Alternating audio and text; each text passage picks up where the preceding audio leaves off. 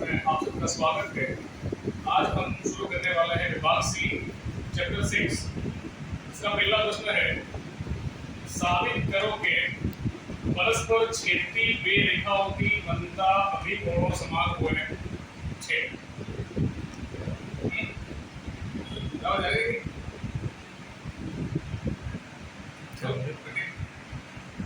तो जैसे कि हम देख सकते हैं परस्पर छेदती वे रेखाओं, तो अपन यहाँ पे दो रेखाएं बनाई है, एक रेखा ए बी और दूसरी रेखा सी डी, ए बी और सी डी, और दोनों छेदती है बिंदु ओ में। तो अक्सर में लिखेंगे कि रेखा ए बी और सी डी को बिंदु का छेदे छे। रेखा ए बी और सी डी वो बिंदु का छेदे छे, और साबित करना है कि अभिकोण समान होते हैं। अभिकोण किसको बोलते हैं? तो अभिकोण जो कोणे आमने सामने बनते हैं। जब भी दो रेखा छेदती है तो उससे जो चौकड़ी बनती है, चौकड़ी से जो कोणे आमने सामने बनते हैं उसको अभिकोण कहा जाता है। जैसे कि यहाँ पे ए और डी, यहाँ पे बी ओ सी, एक तो ये वाली जो है। तो पहला प्रूफ करना है ए और D is equal to B O C, आमने सामने वाले कोण। दूसरा A O C B O D, A O C equal to B O D. तो ये हमारा हो गया साध्य। अब ये प्रूफ करने के लिए अब पहले हमने प्रूफ करेंगे ए ओ डी और बी ओ सी। तो ए को डी की जगह पे देख रहे हैं और बी को सी यहाँ पे। अब इसको साबित करने के लिए अपने को दो एंगल लेंगे, जैसे इसको ले लूंगा और इसको दो एंगल को लेंगे, तो उससे बनेगी रैखिक जोड़। ये दोनों के बीच में ये वाला एंगल भी आता है और ये वाला एंगल भी आता है। अपने किसी भी एंगल को ले सकते हैं। अपने लेना है ऊपर वाला एंगल को ए ओ सी को, तो इसके साथ में ए ओ सी को लेके आपने इसके साथ में भी ए ओ सी को लिया जाएगा। अब ये एंगल है अपना ए ओ डी, तो साबित करने के लिए हम लिखेंगे A O D plus common angle ले लूंगा मैं A O C, A O C is equal to X है ऐसी, क्योंकि ये है रैखिक जोड़ पहला समीकरण, बराबर है। और दूसरा थोड़ा इसके सामने वाला कौन सा है? तो B O C, B O C plus इसके अंदर भी कॉमन एंगल ए ओ सी लिया जाएगा, ए ओ सी बराबर 100 है ऐसी। समीकरण नंबर 2, दोनों कोण है रैखिक जोड़, तो दोनों का सरवाला है 180। तो समीकरण 1 અને 2 परથી अपने बोल सकते हैं कि ये एंगल तो ये एंगल दोनों समान है। तो A O D plus A O C is equal B O C plus A O C. दोनों में सामान्य एंगल देखा करना है ए ओ सी, तो बचा क्या A O D is equal to B O C. तो ये हो गया पहला नंबर का अपना प्रूफ हो गया, फर्स्ट वाला नंबर। अब दूसरा प्रूफ करना है मेरे को ए ओ सी और बी ओ डी। तो अपने देख सकते हैं कि ए ओ सी यहाँ ऊपर है और बी ओ डी यहाँ नीचे है, और ये वाला एंगल और ये वाला एंगल। ए ओ सी यहाँ पे है और बी ओ डी यहाँ पे। अब उसमें सामान्य एंगल ये भी ले सकता हूँ, ये भी ले सकता हूँ। तो मैं ये वाला एंगल सेलेक्ट करता हूँ, ए ओ सी सेलेक्ट करता हूँ। पहले मैं ए ओ सी के साथ में इसको ले लेंगे, फिर इसके साथ में भी इसको ले लेंगे। तो A O C plus A O D बराबर 100 है ऐसी, क्योंकि ये भी है अपनी रैखिक जोड़। अब बी को डी के साथ में इसको ले लेंगे, तो B O D plus A O D is equal to 100 है ऐसी। दोनों एंगल सेंटर हो गए। इसका नाम है नंबर 3, ये हो गया नंबर 4। समीकरण 3 અને 4 परથી इसके बराबर अपने इसको ले सकते हैं। तो A O C plus A O D is equal to B O D plus A O D. दोनों में सामान्य ए को डी दोनों में कॉमन है, उसको पेमेंट कर देंगे, बचा ए को C is equal to B O D. तो ये हो गया नंबर 1। हम देखने जा रहे हैं लॉक्सी का चैप्टर 6 का प्रश्न नंबर 2, जिसके अंदर इस प्रकार की आकृति दी जाती है जिसमें ए बी सी एक रेखा है, जिसपे एक एंगल है ए बी डी और डी बी सी का मेजरमेंट 70 दिया है। डी बी सी का मेजरमेंट जो है वो 70 दिया है और ए बी डी का द्विभाजक बी डी दिया गया है। इसका मतलब ये होता है कि ये एंगल और ये एंगल दोनों कैसे होने चाहिए, समान होने चाहिए। ये दोनों एंगल कैसे होने चाहिए, समान होने चाहिए। तो हमें पहले निकालना है बी बी सी और बी बी सी निकालने के लिए पहले ये एंगल निकालना पड़ेगा, क्योंकि 70 प्लस ये एंगल करना पड़ेगा। तो दोनों का प्लस करेंगे तो पूरा बी बी सी मिल जाएगा और ये निकालने के लिए पूरा ए बी डी निकालना पड़ेगा। तो शुरू करते हैं। एक यहाँ पे एंगल होता है ए बी डी और एक होता है डी बी सी। तो A B D plus D B C होता है 180 डिग्री, क्योंकि ये है रैखिक जोड़, जिसमें से डी बी सी जो है वो 70 दिया गया है। तो डी बी सी जो है उसकी जगह पे लिखेंगे 70, यानी A B D plus 70 degree is equal to 180। Plus के जो नंबर है उसको लिखे जाएंगे माइनस में, तो A B D is equal to 180 minus 70 degree. तो ए बी डी जो है तुम्हारा 180 माइनस 70 हो जाएगा 110।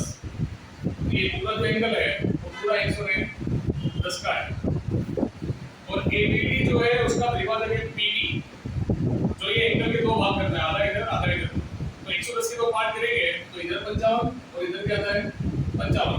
तो अपने यहाँ पे लिखेंगे ए बी बी ए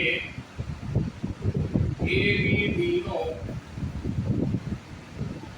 विभाजक 6। तो ये जो एंगल है B B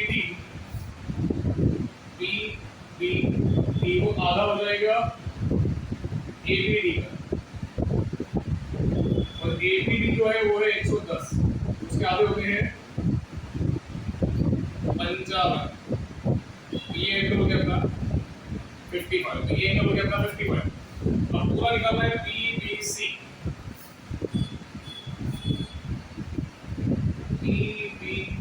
is equal to पूरा बी बी सी निकालने के लिए बी बी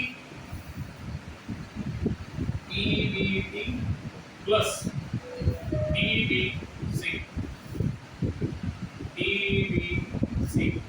और बी बी डी जो है वो है 55 प्लस डी बी सी जो है वो है 70। प्लस करेंगे तो हो जाएगा 125 डिग्री हो गया बी बी सी।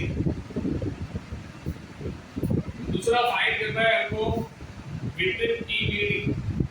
अब ई बी डी किसको बोलते हैं, तो ये जो एंगल है ई बी डी, ये बी बी डी एंगल है, उसका विपरीत जो होगा वो उसके अलावा का पार्ट्स, ये जो एंगल है वो अंदर पंजाब में जो बनता है उसके अलावा जो पार्ट्स है बाकी के सारा वो तुम्हारा क्या माना जाएगा, विपरीत माना जाएगा। क्या माना जाएगा, विपरीत। तो विपरीत बी बी डी निकालने के लिए अब पूरा जो सर्कल बनता है वो बनता है 360 डिग्री, जिसमें से ये जो मेजरमेंट है वो है 55। तो अपने क्या करेंगे 360 में से 55 को कर देंगे माइनस, 360 माइनस 55 कर देंगे हो जाएगा 305।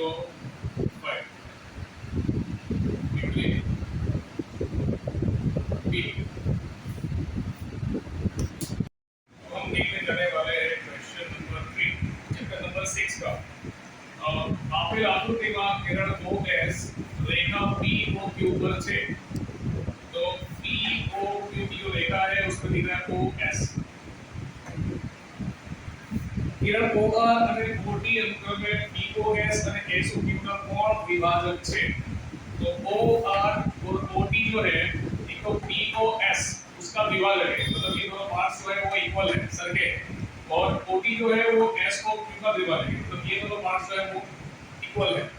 और दूसरा दिया गया है इसमें पी ओ एस बराबर एक्स, पी ओ एस बराबर जो दिया गया है वो है एक्स। तो सबसे पहले देखेंगे पी ओ एस बराबर दिया गया है एक्स। अभी हम देखेंगे यहाँ पे तो पी ओ एस और एस ओ क्यू दोनों 180 डिग्री का एंगल बना रहे हैं। यहाँ पे पूरा 180 डिग्री का एंगल बनता है। तो फिर लिखेंगे P O S plus S O Q equal to 180 degree. ये है राइटिंग ड्रॉ। और पी ओ एस की जगह पे जो दिया गया है वो है एक्स। तो पी ओ एस की जगह लिखा जाएगा एक्स बराबर X plus S O Q equal to 180 degree. Plus वाले को लेके जाएंगे माइनस में, तो S O Q equal to 180 minus X. तो ये पूरा एक्स है, तो ये पूरा जो है वो है 180 माइनस एक्स। ठीक है ना। अब जैसा कि सवाल में कहा गया है कि ओ आर और ओ टी, ओ आर અને ओटी अनुक्रमे पीओएस અને एसओक्यू ના विभाजक છે। तो वो हिसाब से अगर ये दोनों लाइन ये पूरे बनेंगे त्रिभाजक, तो ये जो एंगल बनता है आर ओ एस वो इसका हाफ होना चाहिए, और ये जो एंगल बनता है एस ओ टी वो इसका हाफ होना चाहिए। यानी आर ओ एस निकालने के लिए आर ओ एस जो हाफ होना चाहिए पूरे एंगल में पी ओ एस का, और एस ओ टी जो है वो हाफ होना चाहिए एस ओ क्यू का, एस ओ क्यू का।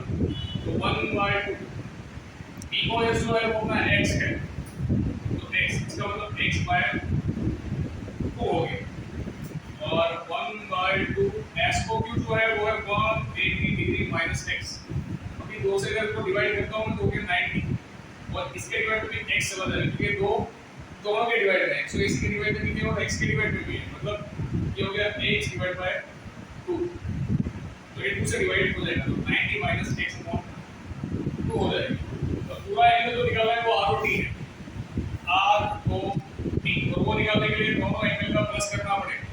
तो R O T is equal to R O S plus S O T.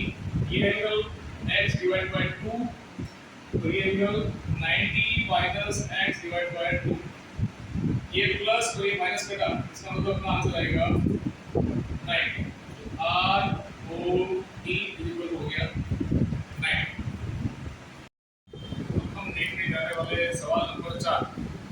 चलो देखते हैं। जो आपके आकृति में PQ ने समांतर RS, तो आकृति में देखेंगे PQ जो है उसके समांतर है RS। समांतर उसको बोलते हैं जैसे कि रेलवे की पटरी जो हमेशा सेम डिस्टेंस पे रहती है उसको बोलेंगे समांतर। तो PQ के समांतर में है RS, और MXQ इज इक्वल टू 135।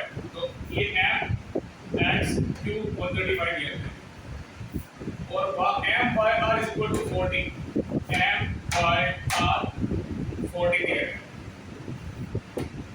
तो XMY जो देखेंगे तो XMY जो ये वाला एंगल ये है। अब ये ढूंढने के लिए सबसे पहले AB जो है वो क्वेश्चन में दिया नहीं है, वो ऊपर बताया। तो AB ऐसा बताया जो PQ और RS को समांतर हो। सबसे पहले लिखेंगे AB A को दूरियों के J PQ અને RS ने समांतर बराबर। अब ये रेखा और ये रेखा दोनों एक दूसरे की समांतर है। अब ये दोनों और बीच में जो लाइन आती है MX वो उसकी छेदी का बन जाएगी। ये दोनों समांतर लाइन है और बीच में ये छेदी है, और 135 और ये इधर का जो एंगल बनता है XMP छेदी के एक ही साइड के एंगल माने गए। तो इसलिए QXM plus XMB is equal to 180 degree. एक છેદિકાના એક જ બાજુના અંતર कोण मानेंगे? अब QXM जो है QXM 135 दिया है, तो इसकी जगह पर आएगा 135. XMB जो है वो नहीं दिया गया है, तो XMB की जगह XMB equal to 180 degree plus वाले को पे लेके जाएंगे माइनस में, तो XMB is equal to 180 degree minus 135 degree. 180 में से 135 अगर माइनस करेंगे तो XMB इज इक्वल टू हो गया 45. तो इधर का जो माप है वो हो गया 45 डिग्री. ये मिल गया हाफ एंगल मिल चुका है. अब दूसरा एंगल लीजिए आप फाइंड करने के लिए देखेंगे यहाँ पर Z होता है. जब भी Z बनता है वो एंगल अंतर युग्मक कोण माने जाते हैं. अंतर युग्मक कोण तो वो इक्वल होते हैं. तो यहाँ 40 इसका मतलब ये एंगल भी जो है वो 40 का होना चाहिए. तो ये एंगल है BMY. तो लिखेंगे angle BMY is equal to MYR. MYR तो ये है अंतर युग्मक कोण. और BMY जो है वो तो है नहीं हमारे पास, लेकिन MYR 40 दिया गया है. इसका मतलब BMY हो गया 40. अभी हमें चाहिए XMY. पूरा एंगल जो है वो है XMY. जो दो एंगल बना के मिलता है, ऊपर का 45 और नीचे का 40. 45 जो है वो है XMB, एंगल XMB, और नीचे वाला जो एंगल है वो है BMY. BMY ये एंगल जो है वो 45 और ये एंगल जो है वो 40 डिग्री, दोनों मिला के बनता है 85 डिग्री. XM फाइव में हम देखने वाले हैं कि आपकी आकृति में जो AB ने समांतर CD, AB ने समांतर रहेगा CD આપેલી છે, और EF जो लंब है CD के ऊपर, EF लंब CD के ऊपर, यानी यहाँ पे जो एंगल बनता है वो बनता है 90 डिग्री का एंगल बन रहा है. और GED 126 है. GED ये पूरा जो एंगल है वो है 126. सबसे पहले निकालना है AGE. AGE. अब AGE निकालने के लिए यहाँ देखिए अंतर युग्मक कोण बनता है Z बनता है. तो लिखेंगे angle AGE is equal to GED. अंतर युग्मक कोण और AGE बराबर GED का जो माप है वो दिया गया है 126. तो इसकी जगह पे लिखेंगे अपने 126. तो ये मिल गया आपको पहला एंगल, फर्स्ट वाला मिल गया AGE. सेकंड GEF ढूंढना है. तो GEF ढूंढने के लिए अपने पूरा 126 में माइनस करना पड़ेगा 90 का एंगल. तो GEF जो है उससे पहले तो लिखेंगे GED. GED जो बनता है वो दो एंगल से बनता है. एक है GEF और दूसरा एंगल है FED. FED पूरा एंगल दिया गया है 126 डिग्री. और GEF हमारे पास है नहीं, प्लस FED जो है FED की निशानी दी गई, मतलब वो 90 डिग्री का एंगल दिया गया. तो अपने इसकी जगह लिखेंगे 90 डिग्री. अब प्लस में जो नंबर है उसको हम लेके जाएंगे माइनस में. तो 126 minus 90 degree is equal to GEF. Therefore GEF is equal to 36 degree. ये मिल गया दूसरा एंगल. अब तीसरा एंगल जो है वो FGE. तो आकृति में देखेंगे कि FGE कहाँ पे है? यहाँ पे FGE दिया गया.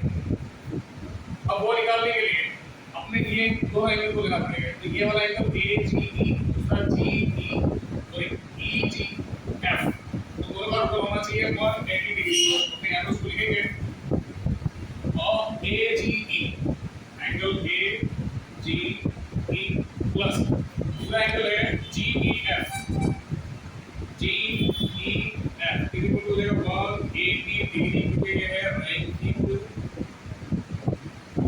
जोड़।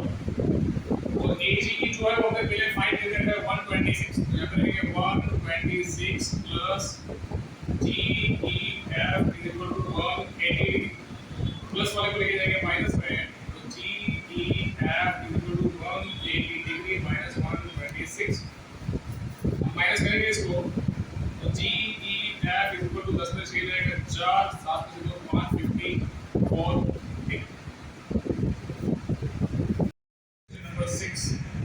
આપેલ આકૃતિમાં રેખા XY અને MN કોમા છેદે છે, તો XY અને MN કોમા છેદે છે, બરાબર।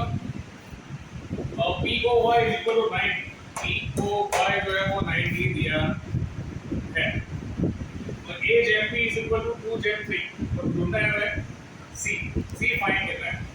सबसे पहले POY अगर 90 दिया तो POX दोबारा 90 ही होगा, लेकिन अपने लिखते हैं POY plus POX is equal to 180 degree, तो ये है रैखिक जोड़, बराबर। और POY plus POX is equal to 180 degree, और POY की जगह पर पुट करेंगे 90, तो इसकी जगह पर आ गया 90 प्लस POX को आप देखेंगे तो POX में A plus B दिया गया है, तो पहले अपने लेते हैं A फिर plus B is equal to 180 degree, ठीक है। 90 प्लस भी वापस जाएगा तो माइनस हो जाएगा, और A की जगह पर अपने देखेंगे तो A जैम B की वैल्यू 2 जैम B, तो A की वैल्यू हो गई 2x, तो B की वैल्यू हो गई 3x, तो A की जगह 2x प्लस B की जगह पे 3x is equal to 180 minus 90, ये वाला 90, और 2x plus 3x is equal to 5x is equal to 90, और x is equal to 90 divide by 5, 5 जगह 5 और इधर 40, एक जगह है बड़ा, बराबर। 118, तो अपने पहले b निकालेंगे, तो b जो है b is equal to 3x, तो 3 into 18, x बराबर 18 तारीख 54, तो b बराबर हो गया 54। तो अपने आकृति में देखेंगे तो B प्लस C जो है वो रैखिक जोड़ बनाता है 180 डिग्री का, तो अपने आप लिखेंगे B plus C is equal to x जो है ऐसी क्योंकि ये बना रहा है रैखिक जोड़, और B की value 54 plus C is equal to 180 degree, plus वाले को माइनस में लेके जाएंगे 180 माइनस 54, तो C इज इक्वल टू 126।